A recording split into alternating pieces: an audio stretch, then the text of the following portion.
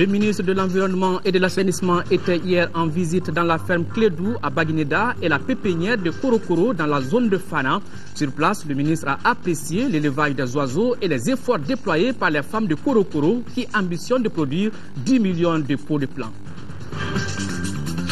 Manuscrit de Tombouctou, le directeur de l'Institut Ahmed Baba lance un appel à la communauté internationale pour aider à la récupération des documents. 5000 manuscrits ont été pillés. Nous parlerons encore d'écrits avec Aïcha Diarra et Oumar Sidibé, deux écrivains étudiants qui viennent de produire chacun un livre pour célébrer leur 18e anniversaire. Notre reporter Sori Ibrahima Keïta est allé à la rencontre, c'est le grand format de cette édition. Nous sommes dimanche 10 mars, mesdames, messieurs, bonsoir et bienvenue dans cette session d'information.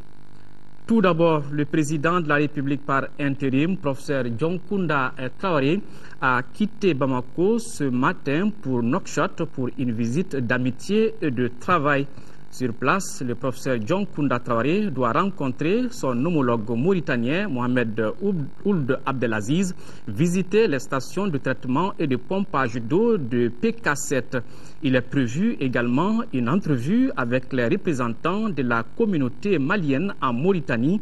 Plus de détails sur ce voyage du président de la République dans nos prochaines éditions avec nos envoyés spéciaux Idrissa Traoré et Sira Bachili.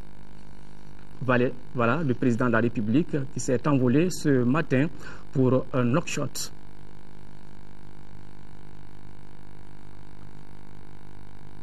Président de la République qui salue ici les corps constitués. C'était ce matin à l'aéroport Bamako-Sénou. Les échos de ce voyage présidentiel avec nos envoyés spéciaux. Je vous le disais dans les titres, le ministre de l'Environnement et de l'Assainissement, accompagné du chargé d'affaires à l'ambassade du Danemark et de l'ambassadeur de la Suède dans notre pays, était en visite hier dans la ferme Clédou et dans le village de Korokoro. Sur place, les visiteurs ont pu apprécier l'élevage d'oiseaux et la pépinière des femmes de Korokoro qui ambitionnent de réaliser 10 millions de pots de plants. L'objectif de toutes ces réalisations est d'enrichir nos forêts classées en faune et en flore. Le ministre Ousmane Agarisha et les diplomates ont promis d'accompagner ces initiateurs pour l'atteinte des objectifs visés. Tiemogo Sagara. La ferme Clédou a été la première étape de cette visite. Ici, le ministre Ousmane Aguirissa et les diplomates qui l'accompagnent ont apprécié les sous-produits des autruches avant de visiter les parcs qui abritent à ce jour 2500 autruches. L'enclos de 25 000 tortues, les nandous et les kangourous nouvellement arrivés dans cette ferme de 300 hectares. Les visiteurs du jour ont également échangé avec les élèves vétérinaires venus ici pour parfaire leur formation pratique. C'est très important de venir sur le terrain, de rencontrer les villageois, de voir qu'avec un peu de soutien, avec des associations, ils peuvent faire beaucoup de choses. Et c'est ça qu'on a vu ce matin dans la ferme de Clédou et aussi ici dans le village de Korokoro. La deuxième étape de la visite a concerné la pépinière des femmes de Korokoro. D'une superficie de 4 hectares et demi, cette pépinière est exploitée par les femmes du village dans le cadre de l'exécution d'un projet initié par l'association des compagnons de la nature, la faune et la flore. Il s'agit de produire 10 millions de plantes au cours de la première phase du projet et 15 millions pendant la deuxième phase. L'objectif est de reverdir les forêts classées qui sont en voie de dégradation avancée. Au niveau du département, nous avons réfléchi avec l'ensemble de mes services techniques pour voir quelle option faire justement pour que ces forêts classées puissent être sauvées. Parce que c'est de cela qu'il s'agit aujourd'hui. L'État aujourd'hui, je ne dirais pas n'a pas les moyens. Il a les moyens, mais il n'est pas outillé pour gérer une forêt. C'est le secteur privé qui a l'outil, mais qui n'a pas beaucoup de moyens. Le ministre et sa délégation ont promis d'accompagner M. Koulibaly afin que les forêts classées soient riches en faune et en flore. Sur un tout autre plan, dans la vieille ville de Tombouctou, près de 5000 manuscrits ont été pillés par les extrémistes salafistes. Le directeur de l'Institut Ahmed Baba s'est rendu sur place pour constater l'ampleur du dégât et envisager les mesures alternatives.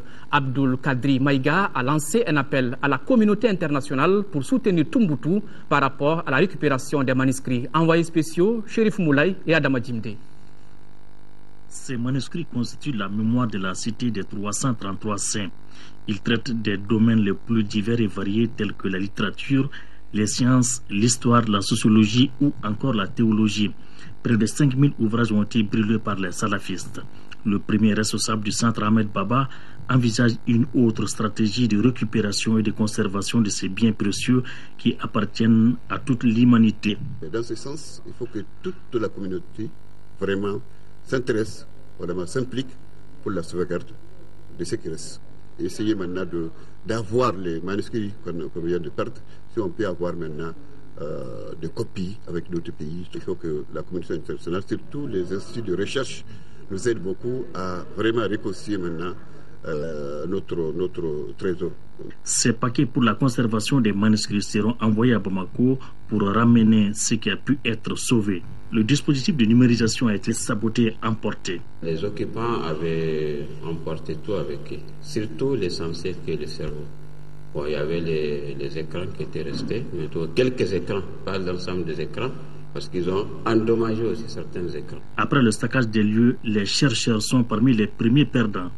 Tous les chercheurs, les travailleurs du CEDRAB, les catalogueurs, les numérisants sont déplacés à Bamako. Les manuscrits, une partie est là, donc une partie a été brûlée, une partie a été saccagée. Donc vraiment, ça crée des problèmes. L'histoire de Tombouctou est liée à celle des manuscrits. La construction du centre avait coûté près de 2 milliards de francs CFA à l'Afrique du Sud. Nous restons au nord à Gao. L'association Cri de Cœur vient de doter le lycée Yana Maïga d'un centre d'appui psychosocial et sanitaire, des médicaments et du matériel didactique. Le coût de ces dons s'élève à plus de 12 millions de francs CFA. Envoyés spéciaux, Daouda Sidiki Diara et Massa Doumbia. Cri de cœur au chevet des élèves du lycée Yana Maïga. Après le saccage de l'infirmerie de cet établissement scolaire par le Moujao, les censeurs et les élèves retrouvent le sourire. Le lycée vient de bénéficier d'un centre d'appui psychosocial et sanitaire, du matériel didactique et des médicaments. Cette donation est l'œuvre de l'association Cri de Cœur. L'appui est venu d'un constat, suite à tous les événements traumatisants que les élèves ont vécus. Il a été constaté par le corps professoral que certains ils restent les yeux hagards, ils ne sont pas concentrés. Il y en a qui ont des cahiers toujours des pages vierges, ils ont décelé qu'il y a un problème. Et comment apporter une solution au problème? C'est de leur apporter un appui psychomédical. Et l'autre constat, avec tout ce que nous avons vécu, il y avait initialement un projet d'infirmerie. Avec les événements, il n'y a pas d'infirmerie. Donc c'était urgent pour un lycée de 1000 et quelques élèves. Sans infirmerie, pour nous, il y a lieu d'intervenir. Un devoir de génération a soutenu le président du Cri de Cœur. Tous ces efforts sont consentis pour la réussite des élèves. Que notre souci, c'était également la santé de ces élèves. Quand vous réunissez des enfants, il y a beaucoup de responsabilités. Et Cri de Cœur vient de nous enlever une épine du pied en nous aidant à faire fonctionner notre infirmerie qui a été saccagée par les islamistes. De leur côté, les femmes de Katadjoual ont en leur manière remis symboliquement un carton de thé, de sucre et de lait aux forces maliennes. Coupure d'électricité en cette période de chaleur, difficile de tenir. En 5e région, il y a environ une semaine, les populations de Mopti et Sévaré sont confrontées à une coupure d'électricité durant toute la journée. Pour s'enquérir de l'état réel de la situation et de ses conséquences sur certaines activités, une équipe de reportage de l'ORTM s'est rendue dans les deux villes auprès de certains abonnés. Moustapha Doumbia. Depuis près d'une semaine, la coupure d'électricité durant la journée est devenue un phénomène fréquent dans les villes de Mopti et Sévaré, ce qui, du coup, a ralenti plusieurs activités. Ainsi, bon nombre d'ateliers de soudure ou de couture, les banques et les microfinances, les stations d'essence et autres structures dont les travaux dépendent en grande partie de l'électricité utilisent comme moyen alternatif des groupes électrogènes. On fonctionne sur un groupe électrogène tous les jours, donc c'est vraiment désolant, mais vraiment On fonctionne ainsi. Imaginez, par jour, on consomme au moins 50 litres tous les jours. Ça va faire vraiment un coût énorme pour la banque. Vraiment, ça nous donne de la peine. On n'arrive même pas à faire des recettes, quoi. Le courant, c'est la vie. S'il n'y a pas de courant, il n'y a pas de vie. S'agissant des structures de santé, certains centres de santé ne sont pas à l'abri du délestage. Parmi ceux-ci, le centre médical Mali-Gavardo. Notre centre a été déclaré comme un site d'Uranie, une unité de récupération nutritionnelle intensive. Mais des fois, nous recevons ces enfants avec beaucoup de complications. Ils viennent des fois dans un état affaibli et ils ont besoin d'être oxygénés. Et pour les oxygéner, il faut l'électricité. Et nous avons un groupe électrogène que nous mettons en marche, mais faire tourner aussi un groupe 24 heures sur 24, c'est pas facile. D'autres structures régionales, parmi lesquelles le bureau des douanes de Mopti, la Société malienne de gestion de l'eau potable, sont aussi touchées par la coupure d'électricité. Quant aux radios privées, elles sont aussi obligées de marcher sur groupe électrogène ou de ne pas émettre durant la journée. Face à la situation, nous avons approché la direction régionale de l'EDM-SA de Mopti. Nous espérons que les clients vont nous comprendre parce que c'est l'état même du pays. Le délestage est plus chronique à Bamako et dans les autres régions que Mopti. Dans cette situation de délestage, le jour, il y a les endroits prioritaires qui sont sécurisés, tels que les forces de sécurité, les hôpitaux, les services de santé, l'administration publique. Et en cas de situation ponctuelle, nous sommes prêts à alimenter d'autres endroits. Signalons que malgré l'absence d'électricité durant la journée, certains services, dont la Société malienne de gestion de l'eau potable, ont choisi de travailler jusqu'à 23 heures pour servir leurs clients. Les étudiants tchadiens au Mali ont rendu visite à leurs compatriotes blessés sur le théâtre des opérations dans la DRA des Iforas. Les blessés, au nombre de 16, sont répartis dans les hôpitaux de Bamako, parmi eux un général, un colonel et 10 sous-officiers. Fademba Keïta. Ils sont au total 16 militaires tchadiens blessés au cours des opérations lancées contre les terroristes retranchés dans les adras des Iforas. Parmi eux figurent un général, un colonel, un lieutenant et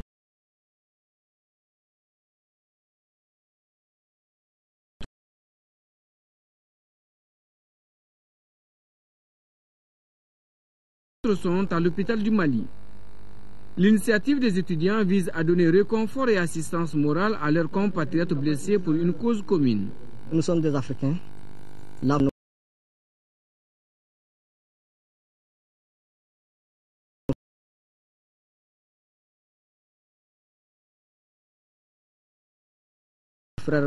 à l'hôpital de Kati, le personnel soignant rassure que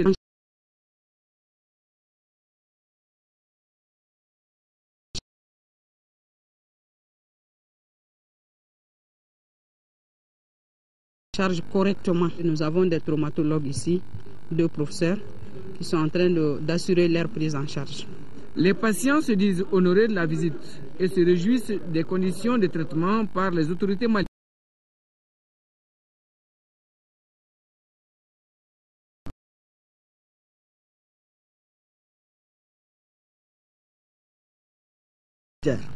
Pour la sécurité de l'Afrique, ils sont prêts à aller n'importe où. Du début des opérations à ce jour, le contingent tchadien sous le commandement du général Mohamed Idriss Déby Itno a perdu 26 hommes.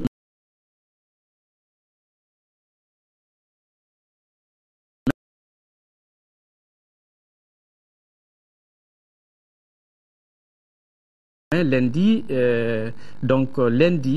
12 mars 2013, donc les cours reprennent le 12 mars 2013. Le communiqué de levée du mot d'ordre de grève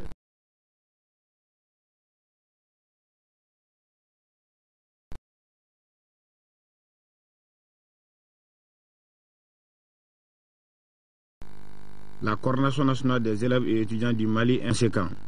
Nous déclarons la levée du mot d'ordre de grève ce jour 9 mars 2013 et invitons nos camarades à regagner les classes à partir du lundi 11 mars 2013 à 7 h. Le bureau de coordination remercie ses militantes et militants et compte sur la bonne compréhension de tous. Osez lutter, c'est oser vaincre. La lutte continue. Le secrétaire général du bureau de coordination nationale de l'association des élèves étudiants du Mali, Sékou Diallo. Voilà, vous l'avez compris, les cours reprennent demain lundi 11 mars 2013. Du 16 au 20 avril prochain, Bamako sera la capitale de l'entrepreneuriat ouest-africain. L'annonce a été faite ce matin par les entrepreneurs de la zone EMOA. Le contrepement des différents secteurs de l'économie et du coup favoriser l'intégration. Exposition, vente, conférences et autres ateliers thématiques sont au programme de ce premier salon des jeunes entrepreneurs de l'UEMOA. Nous pensons aujourd'hui que cet événement va être très important au moment actuel du pays, compte tenu du fait que cet événement doit beaucoup contribuer à la relance de l'économie du pays. Et surtout, c'est dans ce cadre aussi que nous avons été motivés vraiment à l'organiser à cette date. En plus des jeunes entrepreneurs de la zone UEMOA et d'Afrique, ceux d'Europe et de la Chine sont également attendus. Aussi, quelques 20 000 visiteurs pour une centaine de stands de 9 à 24 mètres carrés. On pense déjà à la pérennisation de cette activité. Du donner et du recevoir. L'initiative est de l'agence de communication Image Group en partenariat avec la commission industrielle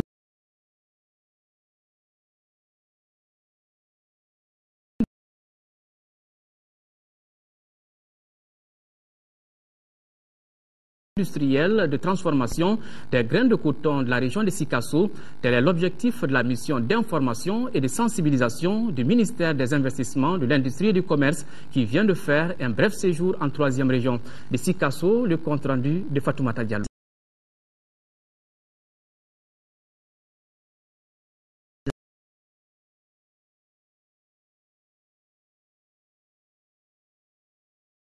Conduite par le chef de cabinet du ministre des Investissements, de l'Industrie et du Commerce en 3e région. La mission, qui a porté essentiellement sur la sécurité sanitaire des produits qui dérivent de la transformation des graines de coton, que sont l'huile et l'aliment bétail, a permis aux missionnaires de constater de visu les conditions de travail dans les usines de Bougouni, Koutiala, Sikasso, de la matière première aux raffineries, en passant par les salles de presse, les laboratoires. Qui parle d'huile parle de consommation, parle de santé publique, et notre département est fortement interpellé par rapport à la qualité de l'huile. Donc on vérifie les usines qui n'ont pas d'agrément. On essaie de voir si les engagements qui avaient été pris il y a 2 mois, il y a 3 mois, ont été respectés. Sinon la DNCC sera obligée de passer à la phase de la répression qui consiste à fermer les usines. Une opportunité alors pour les industriels sikassois d'extérioriser les problèmes qui les minent, entre autres écoulement des produits, coûts exorbitants de l'électricité. Le développement d'un pays ne peut pas aller sans les industries, quoi. Nous, c'est vrai qu'on a des industries comme certaines sont artisanales, mais au moins il y a cette volonté d'industrialisation parce que ça nous permet de transformer sur place nos produits. Et le Mali a beaucoup de potentialités. Ça nous permet de créer de la valeur ajoutée. Ça nous permet aussi de résorber quelque peu le chômage. Donc à ce niveau-là, je pense que le bilan est satisfaisant. La promotion de l'énergie solaire, le prélèvement régulier des échantillons par lot de production aux fins de leur traçabilité et le perfectionnement des emballages ont été parmi tant d'autres les conseils prodigués par la mission d'information qui n'a pas manqué de rencontrer les industriels et les autorités administratives à chaque étape de la visite. Solidarité agissante de la CODEM en 3e région en direction des populations de Gao. La Convergence pour le développement du Mali vient d'apporter plus de 4 millions de nos francs en espèces et en nature collectés auprès des militantes et militants de la région de Sikasso. La remise du don au Bureau national s'est déroulée hier sous la présidence du gouverneur de la 3e région qui a salué l'élan de solidarité des Sikassois à l'endroit des personnes déplacées et de toutes les victimes de la guerre. Le secrétaire général adjoint du parti à Sikasso, Daouda Malé, et le premier vice-président Suleiman Makamba Doumbia ont donc félicité et ont rappelé que le parti s'impliquera toujours auprès de ses partenaires et militants pour apporter le soutien nécessaire aux déplacés. Plus de 15 millions de francs CFA, c'est le montant mobilisé par l'ensemble des populations du cercle de Yélémané en guise de contribution à l'effort de guerre. La remise officielle de ces fonds a donné lieu à une cérémonie qui a regroupé les élus, les autorités administratives et les chefs de services locaux de Yélémané, Nuhum Kontaga.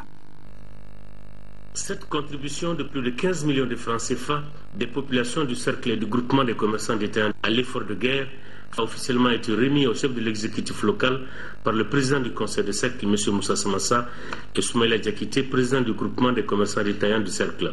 Je lance un appel à tous ceux qui n'ont pas encore effectué une contribution de le faire puisque la guerre n'est pas terminée.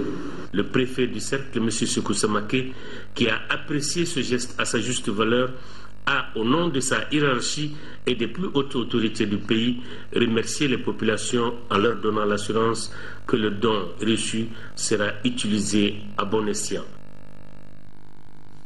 Une délégation du parti Sénéde Faso Yiriwaton s'est rendue la semaine dernière au Congo-Brazzaville, conduite par son président, Maître Bountaga Tall. La délégation a animé un meeting d'information sur la situation politico-sécuritaire du pays et les élections à venir. Les Maliens de Brazzaville ont exprimé leur soutien au processus de libération en cours. Tous ont prié pour le retour rapide de la paix au Mali. Lancement du projet du nouveau regard sur la vie s'est déroulé ici à Bamako. Ce projet est initié par la jeune chambre internationale Bamako Elite. Il concerne les filles mineures du centre de détention de Bolé. L'objectif des nouveaux regards sur la vie est d'améliorer les conditions de vie des mineurs de Bolé et de faciliter leur insertion sociale. Rachel Tessougé. Le projet Un nouveau regard sur la vie vise à améliorer les conditions de vie des filles mineures du centre de détention de Bolé, afin de leur permettre une bonne réinsertion socio-économique. Elles pourront ainsi éviter un retour dans le milieu carcéral. Ce projet, qui s'étendra sur 3 ans, est composé de 4 volets. Le volet 1 portera sur l'amélioration du cadre de vie des filles mineures à l'intérieur du centre de Bolé. Le volet 2 consistera à doter l'infirmerie de médicaments et à organiser des journées de consultation. Le volet 3 sera axé sur la réhabilitation des unités de formation et de production, l'aviculture, la savonnerie, la teinture et le maraîchage. Le gouvernement salue l'action des initiateurs de ce projet, car il offre une seconde chance et un avenir plus radieux aux filles mineures du centre de détention de Bolé. Ce projet vient vraiment à temps nommé parce que ça aide vraiment le département à faire front à tous ces besoins qui sont là, ces besoins d'assainissement, ces besoins de réinsertion après vraiment la période de détention. La jeune chambre internationale Bamako Elite veut également appuyer le département de la justice dans sa politique d'humanisation de toutes les prisons du Mali. Suite à l'interpellation de Boukari Daou, directeur de publication du journal Le Républicain, nous avons reçu les réactions de la Maison de la Presse, du groupement patronal de la presse, de l'Association des éditeurs de presse, de l'Union des radios et télévisions libres du Mali, de l'Organisation des jeunes reporters du Mali qui s'insurgent tous contre ce qu'ils appellent une atteinte grave à la liberté de la presse et demandent la libération immédiate du confrère. À Bamako, 42 écoles ont pris part à un concours sur le code de la route. Les candidats sont au nombre de 84, soit 2 par établissement. Il s'agit des élèves du premier et second cycle fondamental et ceux du lycée. Ce test devra permettre de connaître le niveau de ces élèves sur la circulation routière. Les meilleurs seront suivis, vont donc sensibiliser à leur tour leurs camarades. C'est une initiative du projet d'appui à la lutte contre l'insécurité routière Palir Moussafani. La sécurité routière est l'une des priorités des autorités maliennes. C'est pourquoi le projet d'appui à la lutte contre l'insécurité routière PALIR vient d'initier un test à l'intention des élèves du district de Bamako. Ils sont au total 84 élèves du niveau fondamental et secondaire à prendre part à ces concours. Objectif, cultiver une meilleure connaissance du code de la route chez les élèves. Nous avons demandé à ce que les enseignants arrivent à insérer un peu dans les cours DCM pour que les enfants puissent vraiment réaliser la situation et se comporter en conséquence. Il ne faudrait pas que ça se limite seulement à un concours. Il faudrait des actions aussi pour sensibiliser encore, communiquer de plus. Il faut que PALIR aille de loin encore. Ce qu'ils font, c'est déjà bien. Mais il faut qu'ils multiplient encore les interventions dans les écoles. Ici, nous sommes dans la salle du niveau secondaire. Les questions sont relatives au port du casque et aux accidents de la circulation à Bamako. Pour moi, c'est très facile parce que ça nous parle des accidents causés de la route, des problèmes des CAX, l'importance des CAX. Nous devons éviter les problèmes sur la route. Respectons les panneaux, surtout les panneaux des dangers, panneaux d'interdiction, tout ça là. À l'issue de ce concours, les meilleurs élèves serviront des relais pour sensibiliser leurs camarades dans les écoles.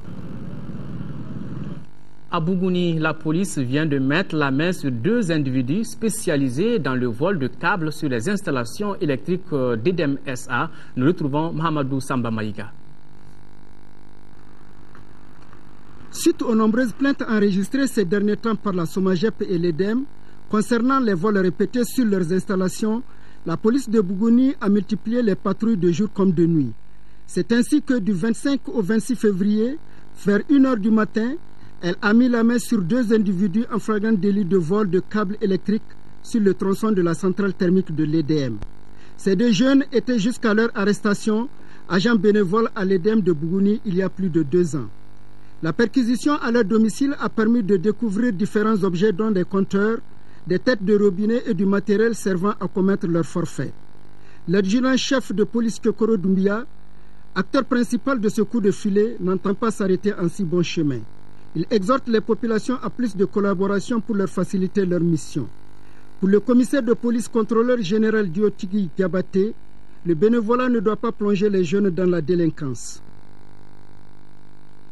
Nous arrivons à présent au grand format de cette édition. Des écrivains, on en connaît une volée, mais des écrivains étudiants, en voilà une nouvelle race. Notre reporter Souri Ibrahima Keïta en a rencontré 2.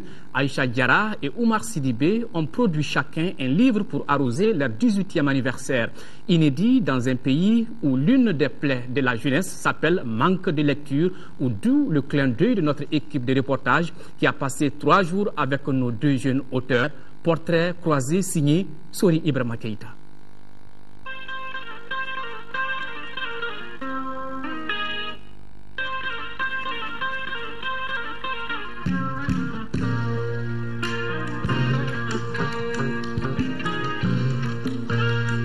L'arbre fait les fruits, la terre a fait l'arbre. Comme un homme en train de somnoler, les fleurs d'un grand amour ont été meurtries. Un extrait du tout premier poème de mon livre, Les larmes de la tombe, qui contient une 60aine de poèmes. Dans ce pays, tout se dit et va à une vitesse inexplicable. Les mers sont telles que beaucoup d'hommes font plutôt attention à leur réputation, car cette variable et la richesse y sont tout. 3 facteurs faiseurs de rois, d'écrivains vedettes, ont souri cette année à 2 jeunes auteurs de 18 ans, Ferrar Sib au Bali.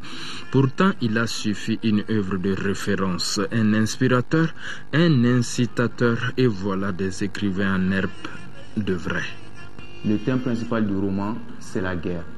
Et dans cette guerre, on retrouve le terrorisme. C'est sur les problèmes quotidiens, les problèmes de tous les jours que n'importe qui d'entre nous peut rencontrer, le problème de la mort, de la corruption, de l'injustice des dirigeants, la faim, la pauvreté. Aïcha Diarra et Oumar Sidibé ont en commun cette passion pour l'écriture, les sports et surtout pour la politique. Engagés, ils le sont donc jusqu'aux ongles. Tout a commencé en première année du lycée. J'avais alors 14 ans, mais c'est précisément à 15 ans que j'ai commencé l'écriture. Ma première fois de voir un poème de Victor Hugo qui était d'Aimé Delobes. Donc, on avait fait ça sous forme d'une récitation. Quand le professeur lisait, donc je me suis dit, et pourquoi moi aussi je ne peux pas écrire quelque chose de ce genre?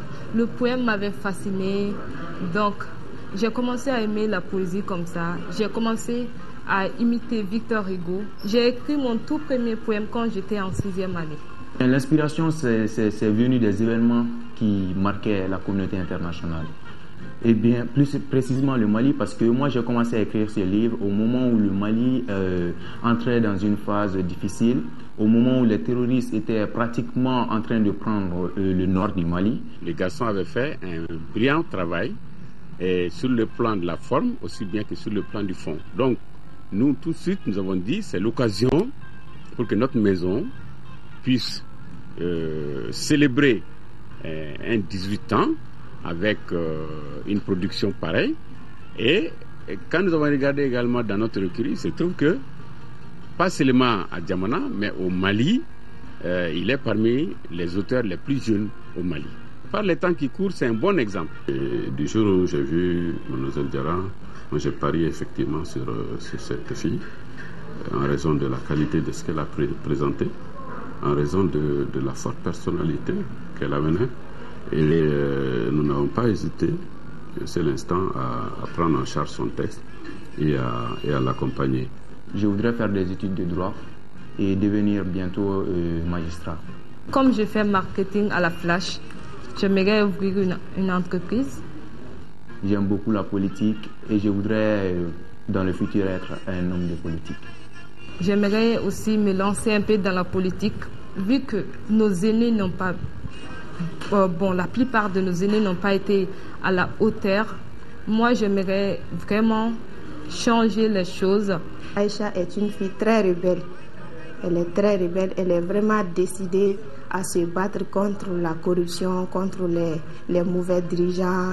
Je la voyais tout le temps écrire. Moi, je la demandais même si elle s'est reposée.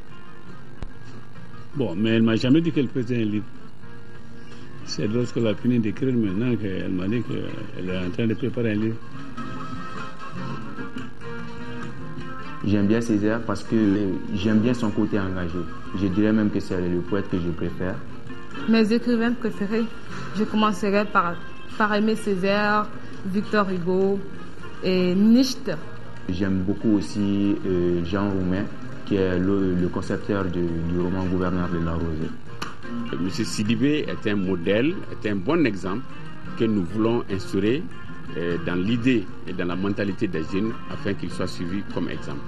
Aïcha Diarra, on peut dire qu'elle est un modèle, un exemple pour cette jeunesse malienne et surtout avec ce recueil de poèmes qu'elle a donc écrit, étant très très jeune on peut dire, car elle est dotée d'une intelligence vraiment remarquable et également un esprit de créativité qui lui a permis de reconstituer tout de même un écrit qui va servir d'exemple à cette jeunesse malienne.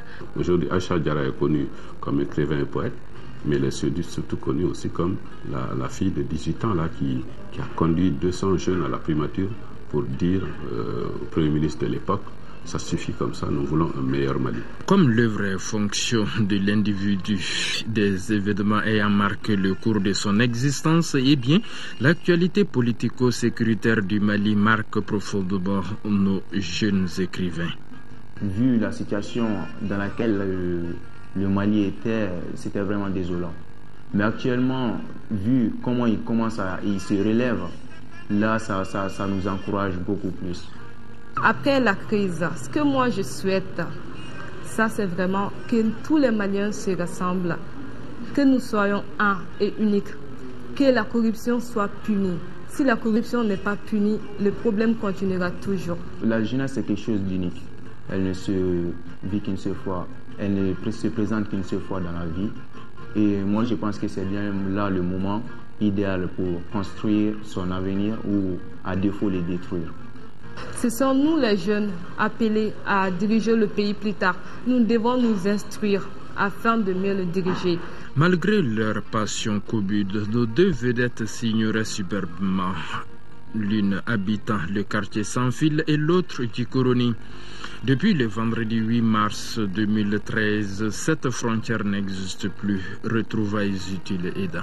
Cette rencontre a été pour moi exceptionnelle parce que bien sûr, on a des points en commun. Cette rencontre avec M. Sidibé est une rencontre vraiment spéciale pour moi parce que vu que lui et moi, nous sommes tous les deux des jeunes écrivains, et voilà ce que j'ai aimé, c'est que nous avons les mêmes visions pour notre pays.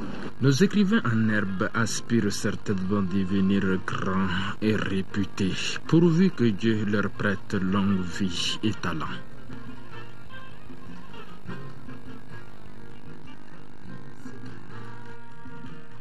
Voilà, bon vent à ces écrivains en herbe. Notre compatriote Amadou Diakité a été réélu cet après-midi pour un nouveau mandat de 4 ans au comité exécutif de la Confédération africaine de football.